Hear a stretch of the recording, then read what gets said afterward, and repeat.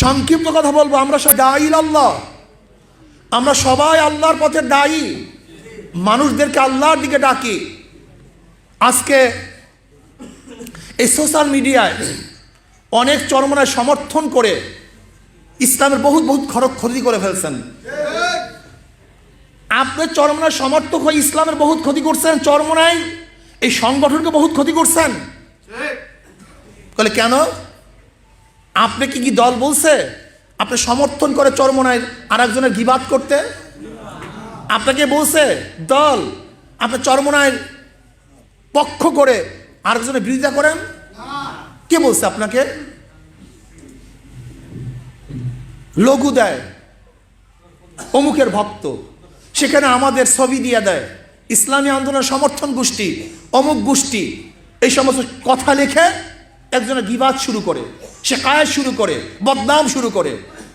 কেন? আজকে সবই আমাদের, যাদের আকীদা ঠিক, যাদের আকীদা ঠিক, এরা সবাই আমাদের। আজকে হোক কালকে হোক, আজকে হোক কালকে হোক, যাদের আকীদা ঠিক তার আজকে হোক কালকে হোক এক প্ল্যাটফর্মে আসবই আসবে ইনশাআল্লাহ। তুমি খামাখা একজনের বিরোধিতা করতেছো কেন? কারণটা কি? যদি তোমার বিরুদ্ধে কথা বলে জবাব দেওয়ার হাজারো লোক আছে, তারা জবাব দিবে, কিন্তু তুমি একজনের পক্ষ নিয়ে এমনভাবে একজনের বিরুদ্ধে তুমি লাগো, ওর কলিজা আঘাত করো, অথচ এটা আমাদের সিদ্ধান্ত না, কিন্তু তোমার লুগুর মধ্যে আছে অমুকের সমর্থক, আর তুমি তার বিরোধিতা করতেছো। ওই ব্যক্তি ভাবছে হয়তোবা এটা ইসলামী আন্দোলনের পক্ষ থেকে আমার বিরোধিতা শুরু করছে। আজকে রাহতুল ওয়াইজিন এরা কি আমাদের বিরুদ্ধে? আইয়ুবী কি আমাদের বিরুদ্ধে? জামিল কিন্তু আমাদের বিরুদ্ধে? এই বক্তার কি আমাদের বিরুদ্ধে? আজকে শরিয়াতপুর কি আমাদের বিরুদ্ধে? অমুকি কি আমাদের বিরুদ্ধে? কেউ তো আমাদের বিরুদ্ধে নয়। ভুল করতেই পারে। হাফিজ আমাদের, হাইবুর রহমান আমাদের, সমস্ত আহলে হক বক্তারা আমাদের, সমস্ত কওমিয়ানরা আমাদের, আলিয়ার সমস্ত আহলে হক যারা আছে সব আমাদের। কলেজের মধ্যে যে ইসলাম চায়, ইউনিভার্সিটির মধ্যে যে ইসলাম চায়, যারা ইঞ্জিনিয়ারিং ইউনিভার্সিটি ইসলাম চায়, বুয়েটের মধ্যে ইসলাম চায়, মেডিকেলের মধ্যে ইসলাম চায়, ঋষি কামার মজদুর কুলি কামার যে যেখানে থাকুক না কেন, যারা ইসলাম চায় তারা সব আমাদের আপন। এমনকি বিধর্মীরাও যদি ইসলাম চায়, তাদের দুনিয়াতে ভালো থাকার জন্য তারা আমাদের আপন। এটি ইসলামী আন্দোলন বাংলাদেশের নীতি আদর্শ, এটি ইসলামী আন্দোলন বাংলাদেশের নীতি আদর্শ। আমাদের ছেলেরা ভুল করতেই পারে, আমাদের ছেলেরা ভুল করতেই পারে, স্বাভাবিক ভুল করা, কিন্তু তুমি তার বিরুদ্ধে এরকম উলঙ্গভাবে কথা বলো, এত উলঙ্গভাবে কথা বলো, অথচ নবী আলাইহিস সালাতু ওয়াস সালাম কি বলছেন? আল মুসলিমু মান সালামা আল মুসলিমুনা মিন লিসানি ওয়া ইয়াদিহি। মুসলমান তো ওই ব্যক্তি যার মুখের দ্বারা এবং হাতের দ্বারা অন্য মুসলমান নিরাপত্তা লাভ করবে, নিরাপত্তা প্রদান করবে, সে হলো খাঁটি মুসলমান। আর তোমার কথা এবং কাজের দ্বারা একজন মুসলমান কষ্ট পায়, এরকম কষ্ট দেয় আদৌ ঠিক না। তোমাকে মনে রাখতে হবে, আজকে যদিও সে আমার বিপক্ষে আছে, একদিন সে আমার পক্ষে হবে। এই নীতি আদর্শকে সামনে নিয়ে সামনে পথ চলো। তোমার কাজ বহুত। যারা ছোট্ট একটা প্ল্যাটফর্ম নিয়ে চিন্তা করে, তাদের চিন্তা ভাবনা তুমি লালন করলে তুমি সামনে অগ্রসর হতে পারবা না। কেউ চিন্তা করে আমার মসজিদ নিয়ে, আমার মসজিদ ঠিক, বাস এতটুকু দুনিয়া। কেউ চিন্তা করে আমার মাদ্রাসা ঠিক, দুনিয়া সব ঠিক। কেউ মনে করে আমার খানকা ঠিক, দুনিয়া সব ঠিক। আর দুনিয়া সব গোল্লায় যাক, আমার খানকা ঠিক আছে, সব ঠিক আছে। কেউ মনে করে আমার একটা সেমিনার সিম্পোজিয়াম ঠিক, সব ঠিক। কেউ মনে করে আমার দল মাঝে মাঝে সাংবাদিক সম্মেলন করলে বা একটা মিছিল করলেই যথেষ্ট হয়ে যাবে। কিন্তু ইসলামী আন্দোলন বাংলাদেশ, তোমরা কি শুধু খানকা নিয়ে চিন্তা করো? শুধু মাদ্রাসা নিয়ে চিন্তা করো? কোন একটা প্রতিষ্ঠান নিয়ে চিন্তা করো? ইসলামী আন্দোলন বাংলাদেশ আল্লাহর জমিনে আল্লাহর হুকুমত কায়েম করতে চায়।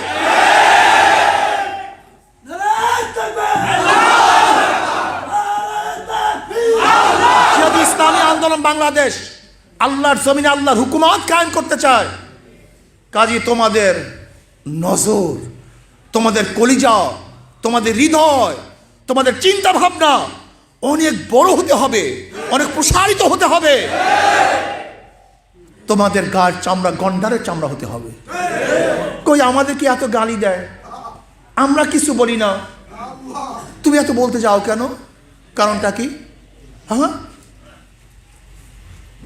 আমাদেরকে মনে রাখতে হবে যাদের আকীদা ঠিক, যাদের আকীদা ঠিক, যাদের আকীদা ঠিক তারাই আমাদের।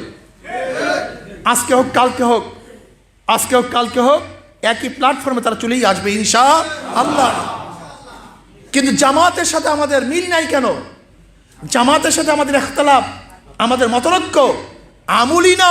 তোমাকে মনে রাখতে হবে, আমুলি ইখতিলাফ জামাতের সাথে না। আমাদের জামাতের সাথে শিবিরের সাথে আমাদের ইখতিলাফ মতৈক্য হলো আকীদার, আকীদার। এর জন্য ইসলামী আন্দোলন বাংলাদেশ সবাইকে বলবো যে জামাত যদি আকীদা ঠিক করে ৭১-এর ভূমিকা নিয়ে তারা বাংলাদেশে তাদের বক্তব্যকে স্পষ্ট করে, তাহলে জামাতের সাথে আমাদের ইখতিলাফ আছে? ইখতিলাফ নেই। আমরা মনে করি যতদিন পর্যন্ত আহলে সুন্নাত ওয়াল জামাতের আকীদা জামাত পোষণ না করবে, ততদিন পর্যন্ত গোটা দুনিয়া সবাই যদি জামাত করে, কিন্তু চরমনার জামাত করবে না। দুনিয়া সবাই যদি করে, আবার যদি তারা আকীদাকে শ্রদ্ধায়, তাহলে সবচেয়ে বড় বন্ধু তারা চরমনাইকে পাবে। কেন? চরমনাইওয়ালারা দল করে ব্যবসার জন্য নয়, চরমনাইওয়ালারা পীর মুরিদ করে নিজের জন্য নয়। এই যে আপনারা এসছেন এখানে, দুনিয়ার স্বার্থের জন্য এখানে কেউ আসি নেই, একমাত্র আল্লাহকে রাজি করার জন্য এখানে আসে। কাজে আমাদের সাথে কার কোনো মতৈক্য নেই, সব আমাদের। আজকে এনায়েতুল আব্বাসী সাহেব, তার যদি ভুল ভ্রান্তি থেকে থাকে, উনি যদি তওবা করে, তাহলে সে আমাদের হয়ে যাবে। আমাদের কথা হলে সবাই আমাদের, সবাই আমাদেরকে এক প্ল্যাটফর্মে নিয়ে আসতে হবে। আর আমি আমার বক্তাদেরকে অনুরোধ করব, 2 হাত জোড়ে অনুরোধ করব, তোমাদের মুখ সামলাও, তোমরা মুখ সামলাও। আসলে বক্তাদের সবচেয়ে বেশি ইসলাহ হওয়া দরকার।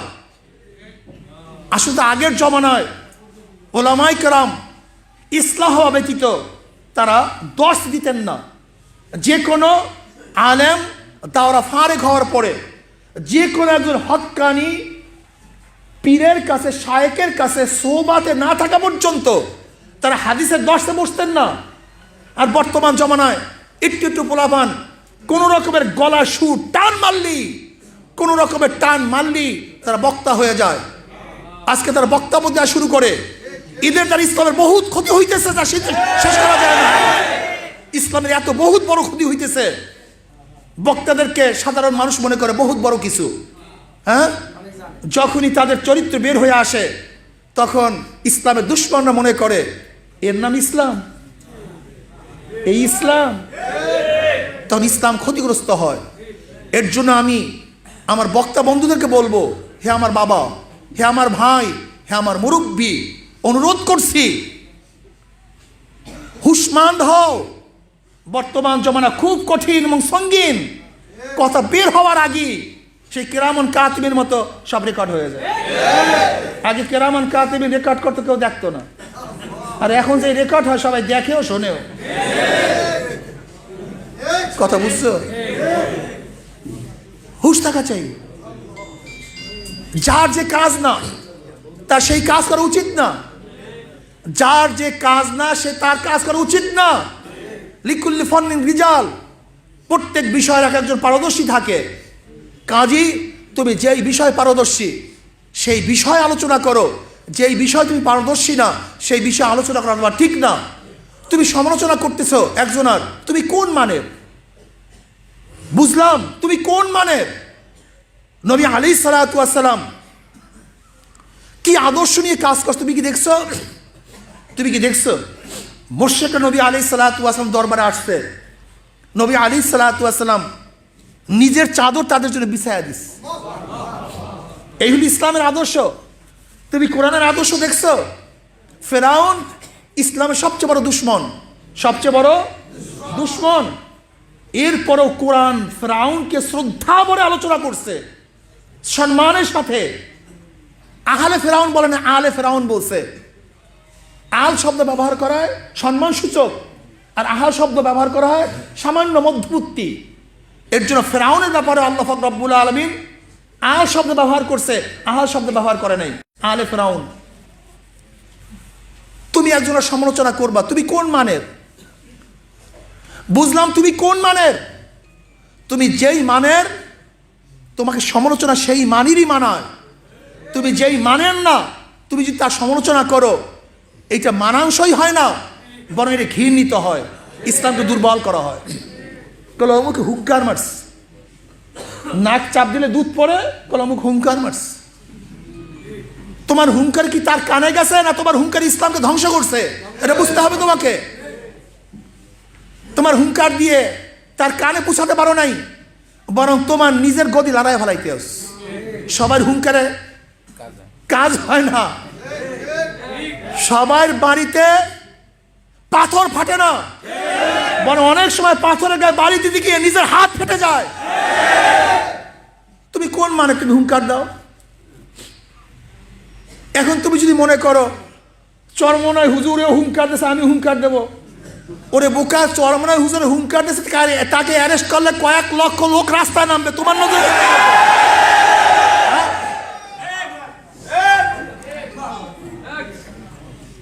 তুমি সবাই হুঙ্কার নিজে নিয়ে দিবা? তুমি সবাই হুঙ্কার যদি দাও, তাহলে তোমার হুঙ্কার নিজের গায়ে লাগবে, অন্যের গায়ে লাগবে না। তোমাকে মনে রাখতে হবে। এর জন্য আমার বক্তা বন্ধুদেরকে বলবো, ওয়াজের ময়দান হিসেবে ব্যবহার করো, ওয়াজকে ওয়াজ হিসেবে ব্যবহার করো, ওয়াজের ময়দান ওয়াজ হিসাবে থাকুক। সব জায়গায় সব কথা বলিও না। আব্বাজান রহমাতুল্লাহ আলাইহি কি করতেন? জনসভার মধ্যে শক্ত কথা বলতেন, কিন্তু ওয়াজের মধ্যে মানুষের ইসলাহ ব্যবহার করতেন, ইসলাহ করার ব্যবস্থা করতেন। সেই ধারায় আমরাও কাজ করি। আমরা ওয়াজের ময়দানে এক ধরনের বয়ান দেই, মানুষকে ইসলাহ করার চেষ্টা করি। কেন? ওয়াজের ময়দানে শোনেন, সব ধরনের রুগী আসে, সেখানে আওয়ামী লীগের রুগী আসে, বিএনপির রুগী আসে, জাতীয় পার্টির রুগী আসে, জাসদের রুগী আসে, নাস্তিকরা আসে, আমরা শত্রুরা আসে, সমস্ত ধরনের রুগী মাহফিলে থাকে। যখনই ওই রুগী দেখবে শুধু আমার দিকে ইশারা করে, সে তো কলবি রুগী, এখন পর্যন্ত ইসলাহ হওয়ার মতো মন তার মধ্যে আসে নাই। যখনই তুমি তার বিরোধিতা করবা, আস্তের উপরে সে হেদায়েতের পরিবর্তে তোমার বিক্ষিপ্ত হয়ে যাবে। হুশ রাখা চাই। উদু ইলা সাবিলি রাব্বিকা বিল হিকমা, প্রথম হলে হিকমা। ওয়াজের ময়দানের মধ্যে যে তামসা চলতেছে, আমি আশ্চর্য হয়ে যাই। এই সমস্ত অপরিপক্ষ, নাবালেগ, অদূরদর্শী কিছু বক্তা ওয়াজের ময়দানে নেমে আজকে ওয়াজের ময়দানকে ধ্বংস করে ফেলাইছে, নষ্ট করিয়া ফেলাইছে, পচাইয়া ফেলাইছে। এর জন্য আমি আমার দোস্তদেরকে বলবো, এ আমার দোস্ত, তার ইসলামকে মহাব্বত করো। আজকের থেকে নিয়াত করো, যে যার বিরুদ্ধে কলম ধরছো, যে যার বিরুদ্ধে কলম লিখছো, তুমি ডিলিট করে দাও এবং নিয়াত করো, যদি কেউ কোনো কথা বলে আমি তাকে মহাব্বতের সাথে ইসলাহ করব, মিডিয়ার মাধ্যমে না। আজকে মিডিয়ার মাধ্যমে তুমি ইসলাহ করতে যাবা, তোমার শত্রু দলিল পাবে, আর তোমার শত্রু তোমার দলিল দ্বারাই, তোমার অস্ত্রের দ্বারাই তোমাকে আঘাত করবে। এর জন্য এই মিডিয়া বাদ দাও। সবার কথা সব মিডিয়া আনিও না, সবাই সবার বিরুদ্ধে মিডিয়ায় কথা বলিও না। অনুরোধ করতেছি, করজোর অনুরোধ করতেছি, ধৈর্য ধারণ করো। ইন্নাল্লাহা মা'আস সাবিরিন, ধৈর্য ধরতেই হবে। ধৈর্য ধারণ ছাড়া ইসলামের বিজয় হওয়া যায় না, দুনিয়াতে বিজয় হওয়া যায় না। ইসলামের বিজয় হওয়া যায় না, দুনিয়াও বিজয় হওয়া যায় না। কাজে আজকের থেকে তোমাকে আমাকে দায়ী হতে হবে, সবাইকে ইসলামের পথে ডাকতে হবে, ইসলামী আন্দোলন করার জন্য সবাইকে দাওয়াত দিতে হবে, বুঝাতে হবে ইসলাম কি, এবং ইসলাম যদি প্রতিষ্ঠিত হয় তাহলে মানবতার উপকার কি হবে। আজকে মানুষ যেই জুলুম এবং নির্যাতনের মধ্যে আছে, ইসলাম হুকুমাত কায়েম হলে ইনশাআল্লাহ আশা করি এই জুলুম নির্যাতন থাকবে না। সমস্ত মানুষ তার অধিকার কি ফিরে পাবে, তার অধিকার কি ফিরে পাবে। আমি গরিবদের দিকে আশ্চর্য হয়ে তাকায়া থাকি। ও গরিব, তুই ইসলাম চিনলি না? ইসলাম তো আসছে গরিবদের জন্য, ইসলাম আসছে গরিবদের জন্য। অথচ আজকে গরিব ইসলামকে পছন্দ করে না, গরিব ইসলামকে পছন্দ করে না। আজকে যদি ইসলামী হুকুমত বাংলাদেশে কায়েম হয়, 5-10 বছরের মধ্যে একজন লোকও দরিদ্র সীমার নিচে থাকবে না। আশা করি ইনশাআল্লাহ সবাই মোটামুটি ধনী হয়ে যাবে, মোটামুটি সবাই ধনী হয়ে যাবে ইনশাআল্লাহ। সবার অধিকার ফিরে পাবে, জুলুম থাকবে না, অত্যাচার থাকবে না, নিপীড়ন থাকবে না। আসুন আমরা সব ইসলামী হুকুমাত কায়েম করব। আর ইসলামী হুকুমাত কায়েমের জন্যই আমরা একেবারে নিচের থেকে শুরু করে সর্বোচ্চ পর্যন্ত যেখানে নির্বাচন হবে আমরা সেখানে অংশগ্রহণ করব। বলতে পারেন হুজুর ভোট হয় না, অপেক্ষা করুন, আজকে হোক কালকে হোক এদেশে একদিন ভোট হবেই হবে ইনশা, হবে না হওয়াবো ইনশাআল্লাহ। সেই অবস্থান যেতে হবে, সেই অবস্থানে যেতে হবে। আল্লাহ পাক আমাকে বা আমাদের সবাইকে সেই অবস্থানে যাওয়ার তৌফিক দান করেন।